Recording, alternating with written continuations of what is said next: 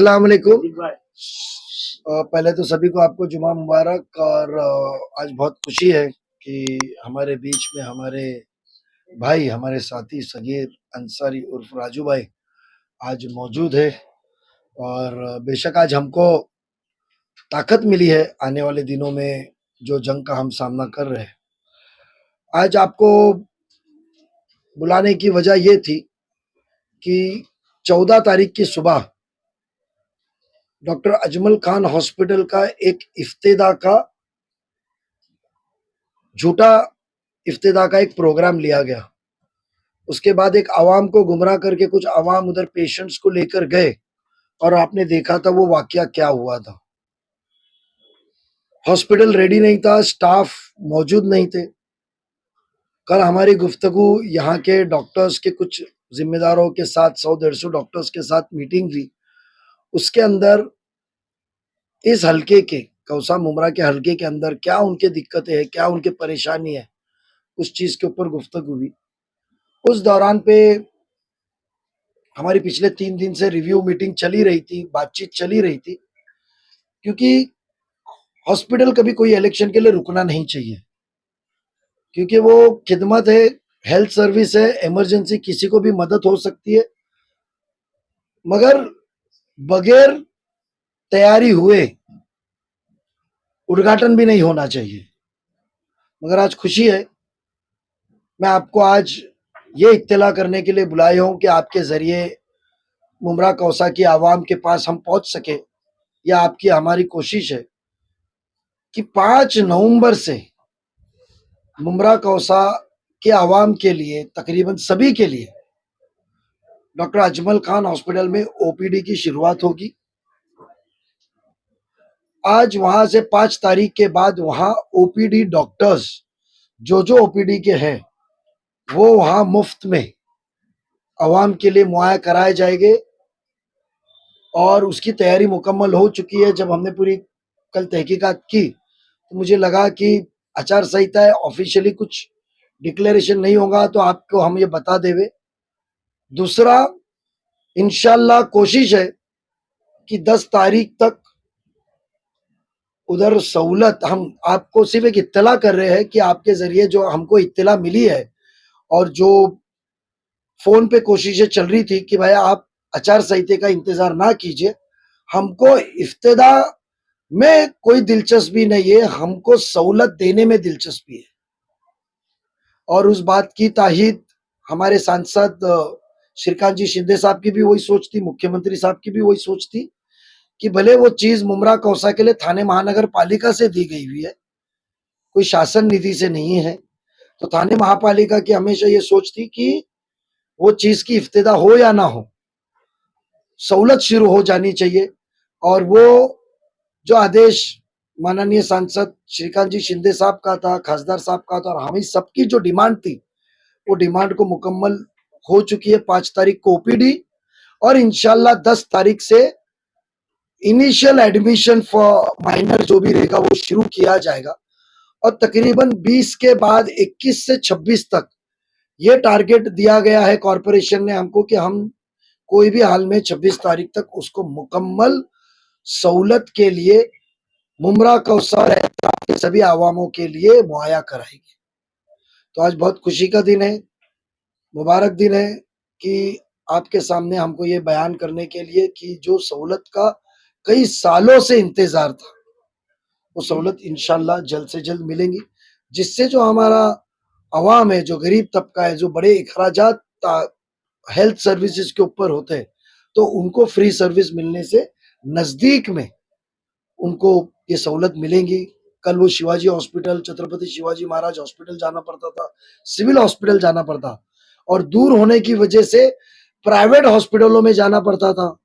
और प्राइवेट हॉस्पिटलों में क्या हाल है आपको पता है। तो उसके लिए जो हमारी सोच के लिए हमने सब नगर सेवकों ने मिलके कई करोड़ों रुपए, 100 के ऊपर, 200 के ऊपर करोड़ रुपए हमने जो आवाम के लिए मुहैया कराया था सभागृह में बैठ के। तो आज खुशी है हम सभी नगर सेवक जो साबिक कॉर्पोरेटर्स को और आवाम को कहना है कि हॉस्पिटल जल्द से जल्द शुरू हो रहा है। 5 को ओबीडी, 10 के बाद उनको 10 तारीख के बाद उनका ये किया जाएगा एडमिशन का, और 26 तारीख तक हमने उनको टारगेट दिया कि 26 तक आप मुकम्मल कर दो, क्योंकि हमको ये एक मैसेज आवाम को देना है कि जहां आपको सहूलत देने का वक्त आएगा तो हम इफ्तिदा और मैं इसमें हूं, वो क्रेडिट लेने के लिए आपकी सहूलत रुकेंगी नहीं। एक बदलाव आपके हलके में आ रहा है, उसकी रुख बदल चुका है, हवा बदल चुकी है। उसका शुरुआत यहाँ से आपको हम साबित कर रहे हैं कि खिदमत के सियासती मुकाम से लेकर आपको खिदमत करने के लिए हम आपके बीच में आ रहे हैं कि अब इफ्तिदा बोर्ड पे नाम के लिए काम की रुकावट नहीं होगी, और अधूरे काम के अंदर बोर्ड लगा के इफ्तिदा करके क्रेडिट लेने का भी काम नहीं होगा। यह हमको आपको बताना है। नजीब सर, 3 दिन पहले जब अवार्ड जी उस हॉस्पिटल में वीडियोस वायरल हो रहे हैं, जब महिलाओं ने उनसे शिकायत की हॉस्पिटल को लेकर, उन्होंने कहा अगर 4 दिन के अंदर हॉस्पिटल चालू नहीं हुआ तो चौथे दिन आकर मैं इस हॉस्पिटल का दरवाजा तोड़ दूंगा। मैं आपको बता दूं, वो 3 दिन पुरानी बात नहीं है, 8 दिन पुरानी बात है। वो जो वाकया पेशेंट का हुआ था, उसके बाद रात में वो गए थे जब बोर्ड क्लोज लगा हुआ था, रात को 1 बजे गए थे, वही बात हुई थी। क्योंकि क्योंकि क्योंकि देखो ऐसा है कि वो भी एक आमदार है, उनको भी खबर लगती है कि रिव्यू क्या हो रहा है, कौन कोशिश कर रहा है। तो जब वो हॉस्पिटल 4 दिन बाद इफ्तिदा होने वाला था, तो आपने 14 तारीख को रिबन काट के आवाम को गुमराह क्यों किया? जब वो शुरुआत ही नहीं हुआ था, स्टाफ आए नहीं थे, उसकी निजामत सेटअप नहीं हुई थी। कभी कभी हमारे भी काम थे, हमने 50 करोड़ का जो नया 40 करोड़ का निधि लाया, 5 करोड़ अल्पसंख्यक का लाया, तो वो निधि का हम इफ्तिदा नहीं कर पाए, उसका टेंडर नोटिस निकाल के टेंडर की वर्क ऑर्डर नहीं कर पाए। तो इसका मतलब हमने आवाम को गुमराह करने के लिए इफ्तिदा तो नहीं की कि भाई ये कब्रस्तान मट्टी का दुआ करो, चलो कब्रस्तान की मट्टी डालने का काम हमने लाया है, चलो प्लेग्राउंड बनाने का काम हमने लाया है, तो हमने नहीं किया। नाले का काम का इफ्तिदा नहीं किया, 25 करोड़ रुपए नाले के लिए हमने लाया है, जो उठ सुट बारिश गिरता, हमने इफ्तिदा नहीं किया। तो उन्होंने क्यों किया? जब ये तो कबूल करते ना आमदार साहब कि 14 तारीख को जब इफ्तिदा किया हॉस्पिटल मुकम्मल नहीं था, इसीलिए उन्होंने वक्त दिया। अवार्ड साहब ने वक्त, आमदार साहब ने वक्त कब दिया? 4 दिन का जब उन्होंने वक्त मुहैया कराया, ये तो साबित होता है कि 14 को रेडी नहीं था। तो मेरा सवाल उनसे कि इफ्तिदा क्यों किया, क्यों आपको क्रेडिट की घाई है? हमको तो काम की घाई है। यानी वो हर कामों का श्रेय खुद लेते हैं, ऐसा कहना आपका? बेशक, वहां जो हर पैसा आया है उसकी प्रशासकीय, एडमिनिस्ट्रेटिव और फाइनेंशियल अप्रूवल, जिसको कहा जाता है प्रशासकीय व वित्तीय मान्यता, ये तो सभागृह ने दी थी। तो सभागृह का हिस्सा वो यहाँ नहीं थे उस वक्त, तो वो क्रेडिट तो कॉर्पोरेशन तय करने वाली थी कब इफ्तिदा होगी, क्या होगी। उसमें आमदार का रोल नहीं रहता है।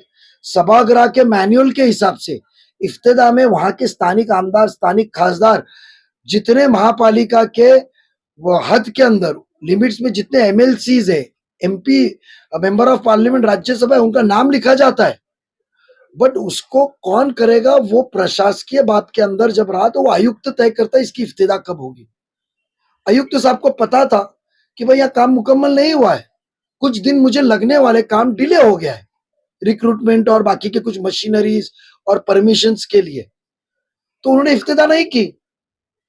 तो इनका श्रेय लेने की चीज है। और जितने लोग वहां थे, ना वो वहां के हल्के के कॉर्पोरेटर थे, ना कभी वो हॉस्पिटल में आए, उनको आज सवाल करे कि भाई ये क्या सिस्टम में दिया गया है, आप बताइए, चलते चलते सवाल करे, ये वीडियो वायरल होने के पहले, तो वो जवाब दे पाएंगे कि पूछ लो आप।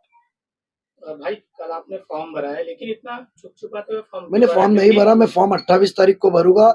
इतना याद रखिए, हर उम्मीदवार 4 से 6 फॉर्म भरता है। कल मेरा ड्राफ्ट फॉर्म था, क्योंकि ये टाइम पे फॉर्म नया आया है, इसके अंदर रूल्स और स्पेसिफिकेशन बहुत है। हम कारोबारी लोग हैं, टक्के वाले लोग नहीं है। तो कारोबारी लोगों के बिजनेसेस बहुत होते हैं, और मैं कॉलेज टाइम से बिजनेसमैन हूं, मेरा पैन कार्ड 95 का है।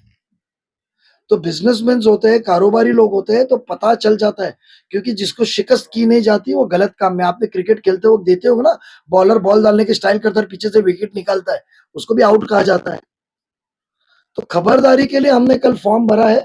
जो आवाज साहब गुमराह कर रहे हैं, मुझे बताइए, एक रात पहले तो मेरा उनका सवाल है कि आपने कहा था कि इलेक्शन तो छोड़, रिजल्ट के बाद में भी मैं वो शख्स का नाम नहीं लूंगा। मेरे ख्याल से कभी भी कहा जाता है उनका रात का जुमला और सुबह के जुमले में बहुत फर्क होता है। रात में उन्होंने बयान किया कि मैं उनका नाम नहीं लूंगा, तो दूसरे दिन सुबह उन्होंने क्यों चिल्ला चिल्ला के सबको कहा कि नजीब ने फॉर्म भरा? उसकी वजह यह है कि वो आवाम को गुमराह करना चाहते थे। उनके फॉर्म भरने के लिए जो भिवंडी थाना से जो बसेस भर के आई थी, उनको डर था कि मैं गुम हाँ नासिक टू हाँ, तो उनको पता चलेगा, दुबई से भी आई थी, उनको पता चलेगा, उनको गुमराह करना था, क्योंकि उनको डर है कि मेरे से ज्यादा तादाद अवाम नजीब की मोहब्बत में, बदलाव की मोहब्बत में ताकत देने के लिए, और जो काम नहीं किए झूठ के खिलाफ सच का लिए अवाम मेरे से ज्यादा तादाद में उतरी, इसके लिए गुमराह करने का स्टाइल है। आपने तो 4 बार कहा है ना मैं नजीब का नाम नहीं लूंगा, तो क्यों कहा ना? किसी ने पूछा नहीं था? नजीब ने फॉर्म भरा, नजीब ने फॉर्म भरा, तो मैंने डमी फॉर्म भरा। उसके ऊपर मेरे को करेक्शंस का लेटर भी निकला, मेरे को करेक्शंस का लेटर भी उन्होंने दिया कि ये खामी है, क्योंकि नए रूल के हिसाब से मुझे वो ट्रायल लेना था कि भाई क्या सिस्टम है। तो मेरे पास में 4 दिन रहते करेक्शन करने के लिए। आपके पास फॉर्म स्कैन हुए लाए जूना इतना जा रहा है, आपको हर प्रॉपर्टीज, घर, बिजनेस अकाउंट्स सब आपको मिलेगा, तो हर चीज उसके अंदर डालने के लिए आगे पीछे होता है। करेक्शंस का लेटर भी निकला, तो इसके लिए मैंने फॉर्म डाला था कि भाई मैं एक बार फॉर्म सबमिट करूं, और सबमिट करके मुझे पता चले। तो जो मेरा मेन फॉर्म है वो मैं 28 तारीख को भरूंगा। नजीब भाई, हॉस्पिटल का मुद्दा आपने बोला कि हॉस्पिटल का श्रेय जिसको लेना है, पर कहीं ना कहीं आपको नहीं लगता कि थाने महानगर पालिका भी इसमें गलती है, क्योंकि वो इतना डिले करवा रहे हैं इस हॉस्पिटल को शुरू करने में? बात तो सुनिए ना, थाने महानगर पालिका के जो रुकावट का स्पीड ब्रेकर है ना, मुमरा कौसा के डेवलपमेंट का, वो इंशाल्लाह आवाम 20 तारीख को हटा देंगी, 20 नवंबर को एक बार हटा देंगी, फिर देखना आप कैसे स्पीड में चलेंगे, क्योंकि हमको काम में मतलब है, उद्घाटन में नहीं। नजीब, आपने अस्पताल के मुद्दे पर पत्रकार परिषद का विषय शुरू किया, तो आपने जो कार्यकाल जो कहा है कि मतलब 26 तारीख से, तो क्या ये महानगर पालिका आयुक्त ने या किसी ने आपको लिखित रूप में दिया है कि ओपीडी कब से स्टार्ट होगा, फंक्शन पूरा अस्पताल देखो कब से ऐसा है कि आचार संहिता के अंदर मुझे कॉर्पोरेशन तो दे नहीं सकता है, मगर एक होता है कि जो काम करने वाला बंदा होता है ना, वो आचार संहिता के बगैर भी संपर्क करता है, और आचार संहिता में यही कहीं लिखा नहीं है कि तुम प्रशासन से बात नहीं कर सकते। तो डे टू डे हमारा कांटेक्ट प्रशासन से चल रहा था। रिव्यू, जो मैंने वर्ड यूज किया उसको उर्दू में माफी चाहता हूं मैं, रिव्यू मीटिंग, हम रिव्यू बातचीत चल रही थी। क्या आया, क्या स्टेज पे आया, जो एजेंसी अपॉइंट की गई है, वो एजेंसी के लिए भी हम लोगों ने हमने रिव्यू लिया, और उसके अंदर ये तय हुआ है। और मेरे ख्याल से इंशाल्लाह 5 तारीख का लेटर मेरी मालूमात के हिसाब से मुझे नहीं मिलेगा, वो एजेंसी को मिलेगा। मेरे ख्याल से आज शाम तक उनको ओपीडी शुरू करने का लेटर इशू हो जाएगा, ऐसा मुझे इत्तला है।